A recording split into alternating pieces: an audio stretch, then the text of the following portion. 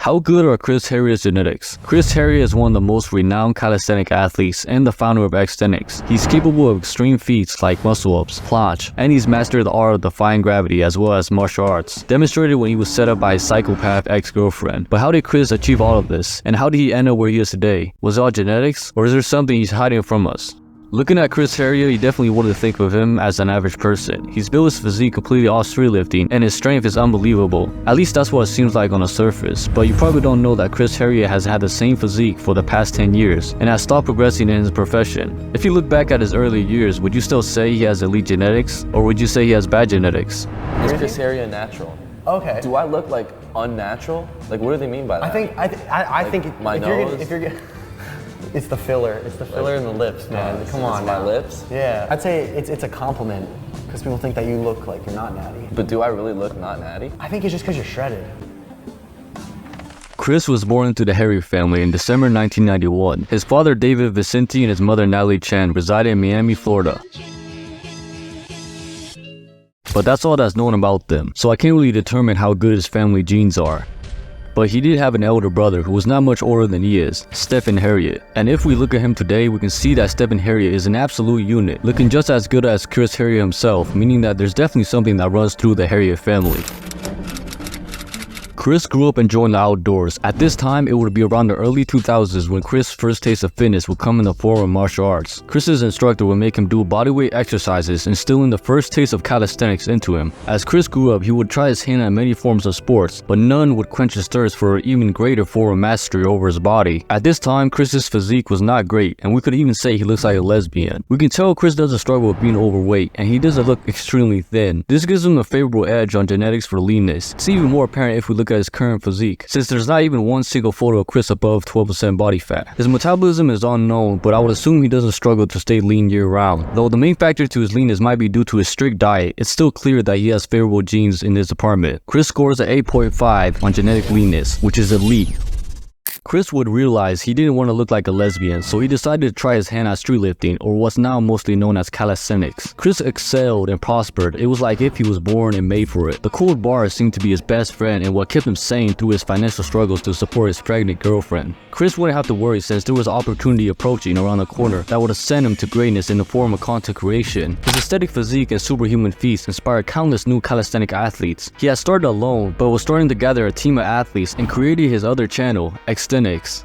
Chris is noticeably smaller than natural bodybuilders like Jesse James West. He looks like the average guy when he's wearing a shirt. You couldn't even tell you were looking at one of the greatest calisthenic athletes. Both Chris and his brother are both tall, but they're not heavyweights. Chris being 5'11", 165 pounds, meaning he's not necessarily big, but he is gifted. He's definitely perfect for calisthenics, but compared to the statue of Hercules and regular gym goers, Chris doesn't really stand out. It's hard to determine Chris's potential since he's not very into bodybuilding. He's pretty much stayed the same size most of his 10 years of training and has an ectomorph build, meaning he's on the slimmer side and has trouble putting on size and weight. But that doesn't mean he's small. Taking everything into account, Chris scores a 6 on genetic size. Chris would have proposed to his girlfriend, hoping that they could create a prosperous future together, but his girlfriend had other plans, and when he proposed to her, she coldly rejected him. But strangely, after a few weeks, she sent him an ultimatum, threatening to never let him see his son again and cut off all contact if Chris didn't propose to her. Chris would recognize he was dealing with a psychopath, so he chose to cut off contact, unaware that his girlfriend was plotting something behind his back, something that would threaten to take everything from him.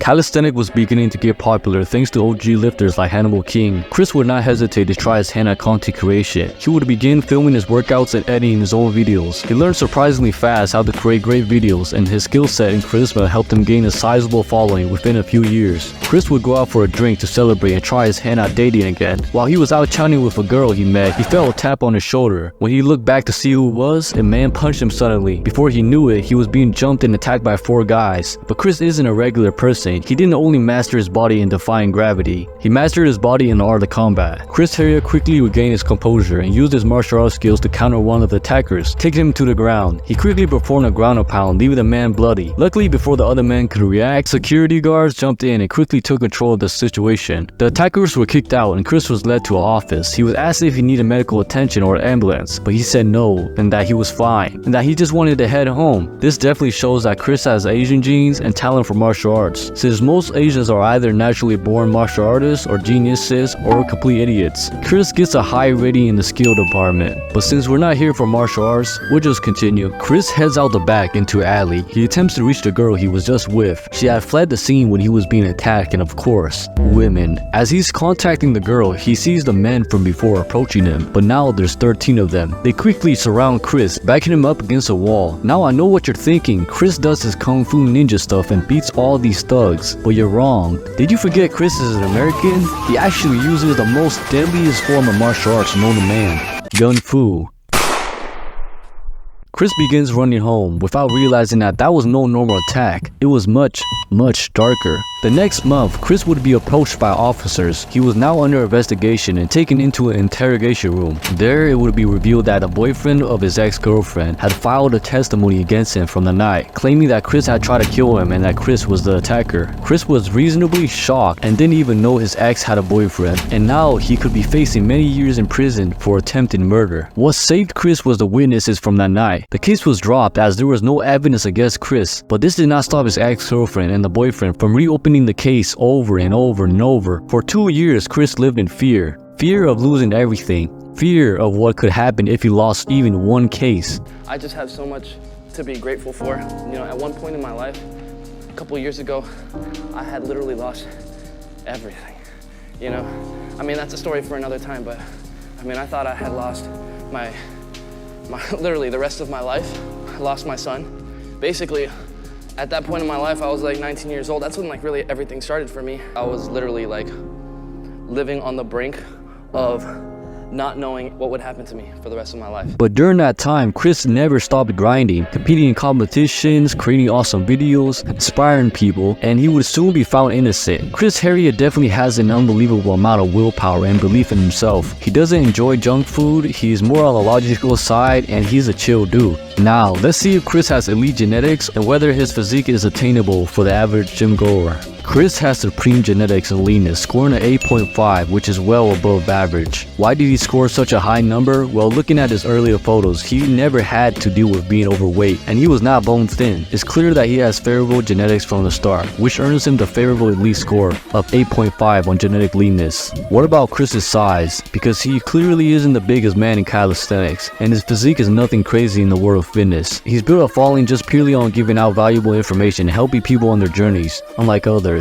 Then there's also the fact that he's pretty much had the same physique for the past couple years. It's very clear that he's plateaued, and the fact that Chris is an ectomorph and has still been able to fill out his frame in such an appealing way, this means that if you're an average person, you could probably get as much muscle as Chris Heria, or even more, giving him a score of 6 on size genetics. Does Chris Heria have good proportions? Well, this one is a bit tricky, but if we take a look at Simeon Pena, we can see that he has really long arms and legs, paired with his really small and short torso gives him an unfavorable score of 3.5. But Chris, on the other hand, is very proportionate. He has a narrow waist and small hips with a slightly above average frame. If we compare his shoulder to ratio to other athletes, he gets outdone by many, but that doesn't mean he's average, giving him a just below elite score of 7.5 on genetic proportions. Now, this is where Chris kind of falls short. We're gonna calculate his strength genetics by how long it took him to learn moves, like the full planche for example. Chris was able to easily learn the bent arm planche, but it took him years to get a good full planche, unlike others who have achieved it in less than a year, without even consistently training. Chris makes up for this by being really good at pull-ups, front levers, and muscle-ups, but that's all. Chris has actually plateaued and has stopped progressing. This could be due to many factors, but it may be simply because Chris isn't him,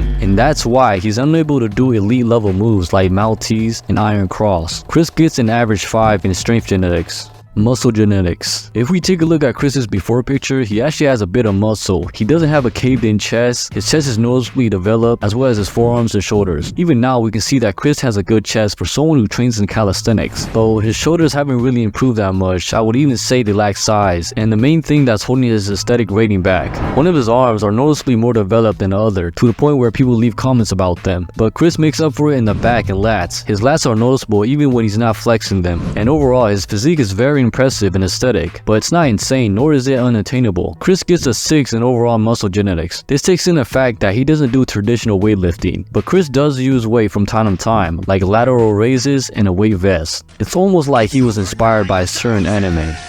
On the overall genetics charts, Chris scores a sexy 6.6, which is above average, but we'll bump it up to a 7 since he's an Andrew Tate fan, judging from this photo. This does mean Chris is above average, but his physique is not unattainable, and most certainly can be attained naturally. You can achieve this physique in 5 or more years with consistent training, maybe even below 5 if you have good genetics. Chris has a good shoulder to waist ratio, which isn't purely based on genetics. You can get this by doing shorter workouts like lateral raises, shoulder press, and I also recommend you to build your back with rows and lat pull downs. Build your arms, back, shoulders, chest, and you don't have to do legs since Chris always skips leg day. Then the rest is all built in the kitchen. Fitness is hard, but it becomes more enjoyable over time, and it's very addicting to see growth. But when you compare yourself to fitness influencers, it's crushing, since some of them achieve what took you years in a matter of months. But don't worry about what others achieve, worry about what you achieve. This video is not meant to discourage you, but instead, it's a good way to understand and accept that we're all different. Like, it'd be weird if all 4 billion of us men had the same physique as Chris Bumstead. Don't try to become Chris Heria. Aim to become your best self. Focus and be proud of how much you suffered to get where you're at today and how much you gained from it. Oh, you made it to the end. Well, you might as well hit that subscribe button. Go ahead. It won't bite.